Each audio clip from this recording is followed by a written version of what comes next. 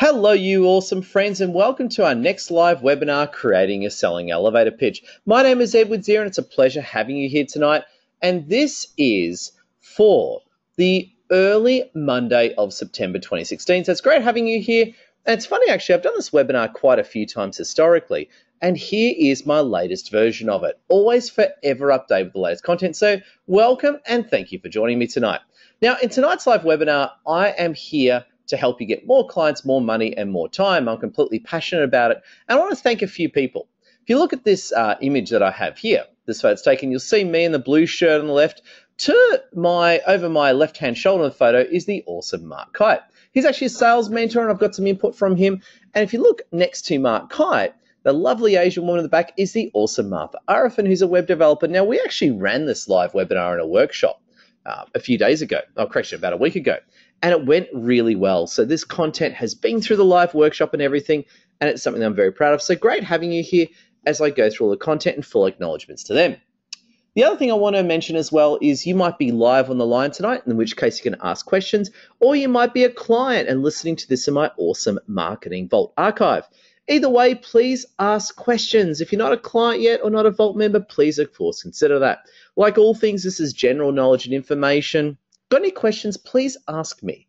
The more questions you ask me is the better the experience for everyone, so I can tailor it to it.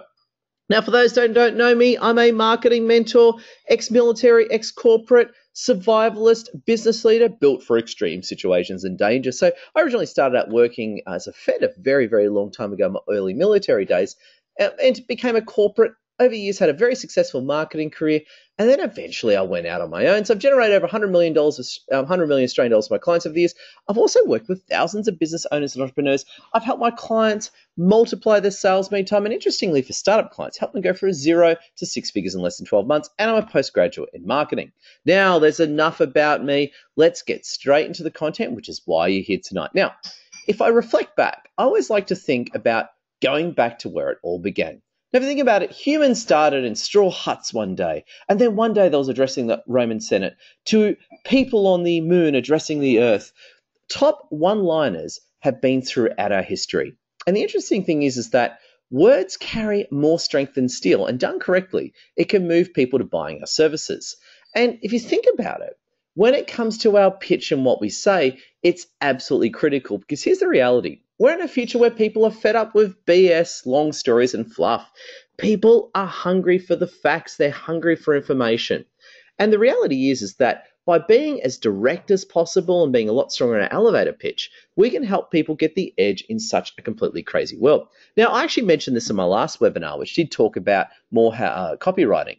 But if you haven't already, here's a great quote from the film V for Vendetta, if you can see it here on the screen. Now, in the film V for Vendetta, it was a fantastic film, which I really enjoyed quite well.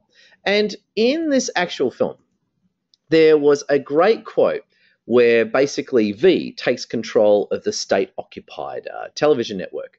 Because while the truncheon may be used in lieu of conversation, words will always retain their power. Words offer the means to meaning, and for those who will listen, the enunciation of truth. Now, it's a bit of a dark thing, I know, to bring up V for Vendetta, but great film. But to me, this is sort of the importance of words. And I think quite often a lot of people tend to run around sort of saying, especially in the NLP area, saying, oh my God, when it comes to communication, words only count for 7% of the meaning translated. I'm not too sure about that. Sure, you got to say things in the right way. You got to be confident. But ultimately, the words you write, especially the words you put on Facebook posts, the words you put on LinkedIn, what you say to people when you first meet them is actually quite important, because here's the way that things work from a core sales point of view. People start off as interested, then they become fans, then they become customers, and then they become advocates. So the reason why I'm presenting that sort of process with you is that this is the process that people move through when they're becoming customers. Now, just a bit of trivia for you all. The whole term of elevator pitch basically comes from the logic that you get stuck in an elevator with someone, or you're sharing an elevator ride with someone, and in the old days, and you just talk about what you do. Now, what's interesting is that elevators in the old days used to go for a few minutes, where these days, a lot of the elevators that I take in the Sydney CBD go for about 10 to 15 seconds. So the thinking is, in this reality, is that we need to be as short, sharp, and direct as absolutely possible. The other interesting point as well is it comes down to an accidental meeting. Because what happens all throughout our business life is we meet people by accident. We just bump into someone, it becomes a powerful conversation, which can lead to a client. Now, interesting, one of my biggest clients right now, I actually met the guy who ended up becoming my client while I was actually sitting in the Berry Street Mall in North Sydney. So I was sitting there in North Sydney typing away on my Surface 3 Pro, and this guy came up to me to ask me about my Surface 3 Pro. 6 months later, he turned into one of my biggest clients. And the point of what I'm saying here, my very awesome friends, is that you never know when you're going to bump into people. So when you do, you got to have your business cards, you got to have them on you, and you got to be ready to respond with intelligence and really impress people with exactly what you do. Now, the ultimate elevator pitch is this: 20 seconds maximum. Tell people what you do, impress them with your accuracy, and create further interest. Now, there's actually quite a bit, not really anymore. I don't think there's much debate over what I'm saying here now, but probably about 2 years ago, a lot of people debated me on this point, but now they're not debating me at all. They're following suit. In the old days, a lot of people used to have the viewpoint that your elevator pitch goes for 1 to 2 minutes. Give me a break. Now, I have been to hundreds, if not thousands, of networking events in my time. The last thing you want to do or have done to you is someone just drone on about what they do. Ultimately, the top people cut to the chase in what they do, and they're so precise and tight in what they're saying. And now I've got some great input from Mark Kite, the awesome sales mentor. You want to be careful about saying too much. You don't want to confuse people. You got to be wary when there's no engagement. You got to make sure that you got to be wary when there's no intrigue. You have to also be wary if there's no avenue to advance the conversation. You also got to be wary there's no clear goal or objective, and you also got to make sure that what you're saying is appropriate for the audience. Now, what I'm getting at here, my very awesome friends, is that long elevator pitches just simply do not work because they're boring, and I can imagine I've made that point well enough. So the opposite to that, awesome buddies, is make them short, make them tight, hit people hard, give people your strong points. And the reality is that you want to get out the strengths as quickly as possible and ignore the clutter. And here's the reality: people respect you a lot more when you're direct with them and you respect their time. Now, you'll notice if you talk to me, I'm incredibly direct, I don't screw around, and I tell people the truth straight up. And surprise, surprise, people love it. People love me, they respect it, because that's the way it goes. And by the way, just check in with the awesome audience. If you've got any questions, please ask. Questions are a great thing. If you've got questions, please ask them. You can just type them into the chat box. Now, here's the 5-step process for nailing it. This is how you can create a really good elevator pitch that does well. And I'm just going to go through a few steps that you can apply to yourself, and then I'm going to look at a few really good examples. So first thing that comes down to is research and understanding.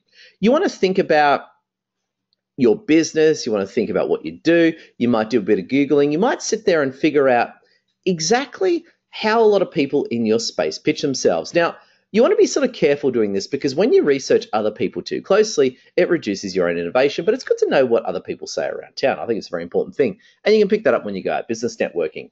Number 2, you got to work out what to retain and exclude. Now, this can be quite an issue for someone. And I remember when I started out, you just want to tell people the whole bloody story about how you came to be and all that sort of thing, and people really don't do any care. Now, the challenge is that when we start out, saying too much is always the issue. We need to sort of take that down, whittle it down to get to exactly what we need. As we get more experience too, we work out what people want to hear and what they don't want to hear, and we get tighter and much more intelligent in what we're saying. Number 3, we want to weave what we do into a short, tight, intelligent statement, maximum of 20 seconds.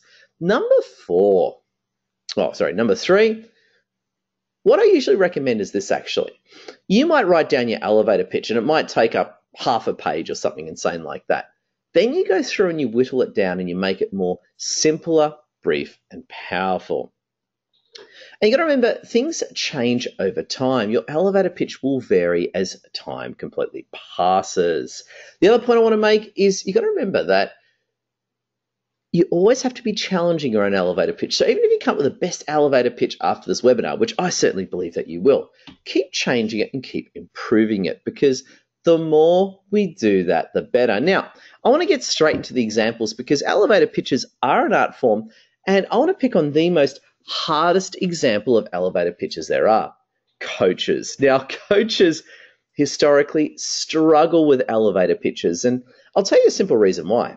Coaching is one of the most hardest things to sell because it's an intangible. You might be selling to someone, yeah, I'll charge you 500 or 1,000 or 2,000 bucks a month for me to help you become more awesome and that sort of thing. It's a very hard sell, coaching. Now, I'm a marketing mentor, and at times that can be a hard sell, but I'll tell you now, coaches are one of the most hardest sells ever. Now, I think there's a lot of reasons why coaching is a hard sell. It's a relatively new, I don't think it's so much a relatively new industry, but it's an industry which hasn't been around for decades and decades, so to speak. And a lot of people really, get quite stuck with it. So I like picking on coaches as one of the most hardest examples out there. Somebody uses an example. I'm actually pictured with the awesome Francois Alizard there, who's a great coach and awesome client. Now, here is what you want to do. The first thing you want to do is, when you're coming up with your elevator pitch, is work out what people actually want when they hire you. Could be heaps. Could be to lose weight, feel better about life, save their relationship, find a relationship, stand up to bullies, feel better about themselves, improve their business success. You know what I mean? There can be 20 different motives as to why people might hire you at some point. And what's very important is to pick usually the top couple. For example, let's say you work out there's 20 motives and you work out, probably 1, 2, 3, or 4 are the actual ones that people want to hear about. Then what you actually do is you take those motives and you actually weave it into a statement. So, for example, good morning, my name is Edward. I'm a personal success coach who helps people feel better about life, build consistency, believe in themselves, and rapidly improve their business success. Come to me if you'd love to learn more. Thank you. Now, that's a very, very cumbersome sort of example that I have there. But the point I'm sort of making here, my very awesome friends, is that there are different motives that we've taken out of there, okay? We have all these different motives that are going on, and really what you can see that I've done there is that I've actually listed a whole series of motives. I picked the top ones, and what I've done is I've weaved it into a very, very tight statement. Now, the reality is, and this is the way that it quite works, is that when you come up with your elevator pitch, the first thing you want to do is test it. You might test it by putting it out on Facebook, putting it out on LinkedIn, by actually saying it to people. Now, I always advocate, you want to practice it yourself. You want to sit there in the mirror, practice it, get used to it, get a good feel for it, because the reality is, my very awesome friends, is that it's got to sound good. It's got to sound convincing. You got to say something that really, really gets your blood flowing, but also gets the other people's blood flowing. Now, I want to use another great example. I want to go through a few. This is the awesome Martha Arafin, who I've known and worked with for years, and she is a website expert. And I'm just going to go through, and this is a great photo I took of her there. So here's her pitch. My name is Martha from Trusted Web Expert, and I help small business owners build amazing, high-converting websites and run social media campaigns for profitable success. See me anytime for a consultation of how I can help you. Thank you from Martha Arafin. Now, that's actually as long as I would go on an elevator pitch. And if anything, that sounds good on paper, but notice how it sounded a bit cumbersome when I actually said it. So I'm actually going to double down on this one and say it simpler. If I was Martha, and Martha often says this, if someone says, hey, Martha, what do you do for a living? Oh, look, I'm a website and social media expert. Done. That's all you need to say. And then you let people ask the question about what's involved. So there are different situations. You might have situations where your networking group demands you get up and tell everyone what you do. But usually it's just a one-liner, because here's the way that it goes, awesome friends, is that when you meet someone, the idea is you just say quickly and straight up, bang, this is what I do. You want to be as direct and succinct as possible with it all. And by the way, do we have any questions, awesome friends? You guys have been a very awesome quiet webinar tonight. So if you got any questions, please ask me. Now, here's another example that I really like. Now, this is my old travel agent, Suzelle Matiolano. She's a cool Filipino chick. This is from a long time ago. And she actually sent me on a great trip to Dubai, the United Kingdom, and Manila a few years back. And she had a really, really pleasant, light style about her, lovely woman. And she has a really cool elevator pitch, which I want to go through. And this is basically what she used to say word for word. So I'm totally ripping off the awesome Suzelle here. Hello, I'm Suzelle from Travel Counsellors, and I love helping people organise their ultimate business trips and travel experiences they dreamed of. I look after everything from start to finish with personal service. Come see me if you're going someplace. And thank you from Suzelle. Now, she obviously sounded a lot cuter than me in saying that, being, I'm some old Persian guy and she's like, some Filipino chick, but you get the drift. It sounded really good in the way that she said it. And the point I want to make here, you notice that when I read it out, It sounded a bit funny because they're not my words, they're her words. And I actually bring up these points exactly because whatever you say must sound like you. It must sound really good. It must totally get the point across. Now, there's a very interesting elevator pitch I want to go through. Here's my elevator pitch, and that's a photo of me taken about 2 weeks ago, so it's as recent as possible. Hello, my name is Edward Zia, marketing mentor and blogger. I love helping my clients get more profitable, high-value clients. That's my elevator pitch. That's it. There's nothing more to it. That's it. Now, the reason why it's so short is because I've spoken to many people over the years, my awesome friends, and if you take too long in getting across what you do, people just switch off. So experience, awesome friends, have taught me, cut to the chase, just say, bang, this is what I do. Now, the way it works is this. Let's say you're talking to someone and someone says, so Edward, what do you do for a living? Yeah, hey, I'm a marketing mentor and blogger. Oh, and then they'll say, let's say if they're interested, oh, cool, what does that involve? Oh, well, I have a lot of private clients. I help them get more profitable, high-value clients, and also blog and write stories for myself and some of my big clients. That's exactly what I do. Now, if people are interested, they'll ask more questions, and they'll get into what you're all about. So what I want to advocate, awesome friends, is that you just can't walk up to someone and just tell them your whole life story. You got to cut to the chase and give a little snippet, and then that allows them to continue. Now, over the years, I've said a lot of different things. I've said, I'm a marketing mentor and I'll help you grow your business. Ugh. Now, you got to be careful of cringe factor. Like if you're saying something, you're feeling, oh God. If you're feeling cringe about what you're saying, that means everyone else is feeling cringe about what they're saying. So you notice that I'm very quick at saying what I'm about. And it's very interesting, actually, as I read out these other examples, it's funny how it didn't sound good because they're not my words. It's their words. But when it's my words, it sounds perfect. Now, we're making a great point here. What I invite you to do, and feel free to share your elevator pitch with me. If you're listening to the recording of this, feel free to email it to me. If you're live on the webinar, feel free to type it in and send it to me. Feel free to share the actual words that you're using, and we can actually discuss them and see how it fits for you. Now, the whole point is that you got to come up with something good.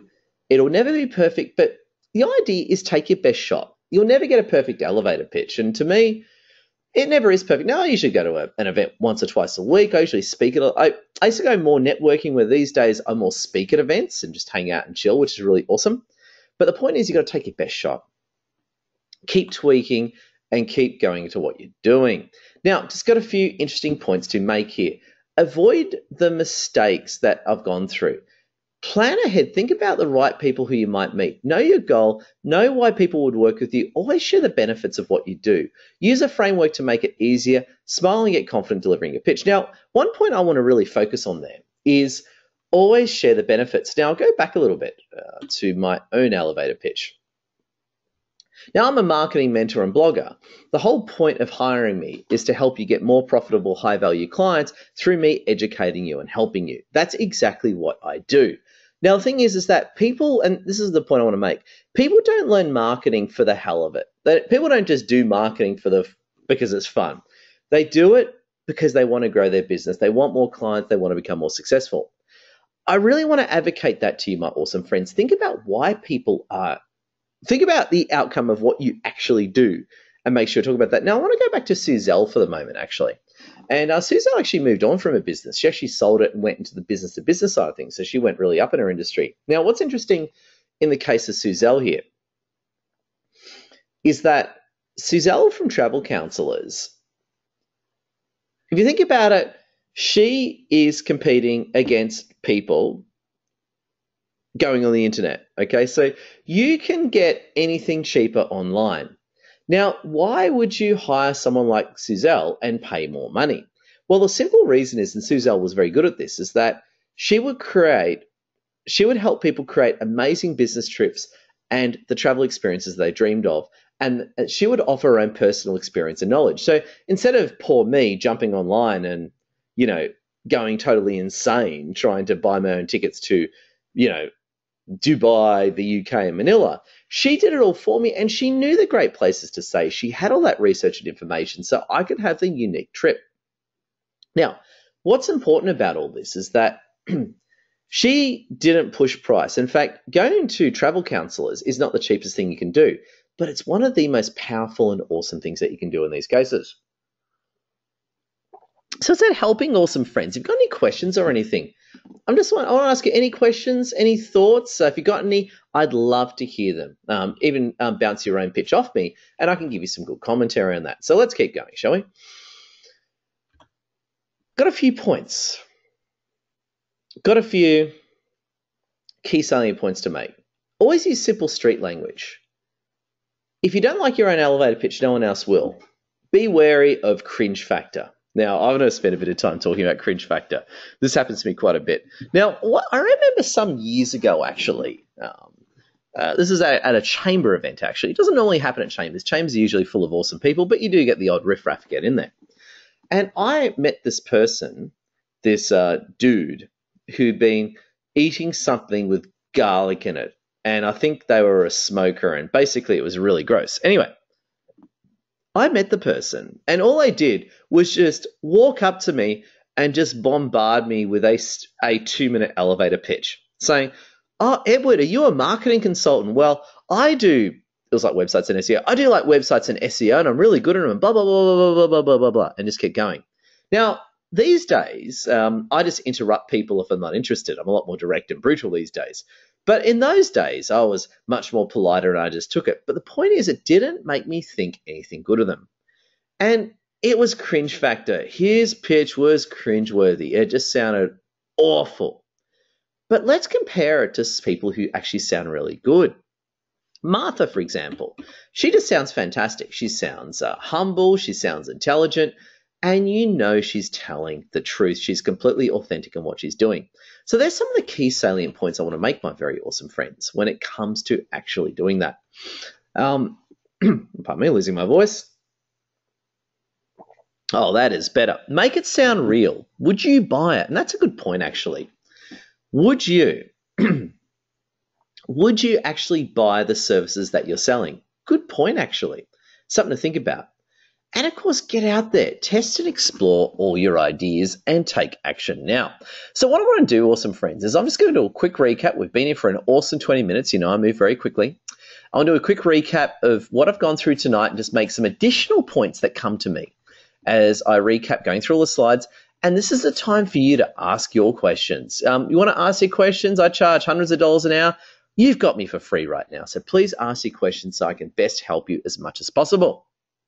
So let's take it right back to the start. And I'm not going to go through the slides again. I'm just going to give commentary on the actual slides and we'll go through it. So what I'm going to do is I'm going to have a bit of a rally here. There we go. Let's do it. Get your questions ready, friends, as I prepare to tear through this in profitable style. Okay, let's do it. Now, for centuries, if not thousands of years, words carry more strength than steel. And done correctly, it can move people to make emotional choices, such as buying what you do.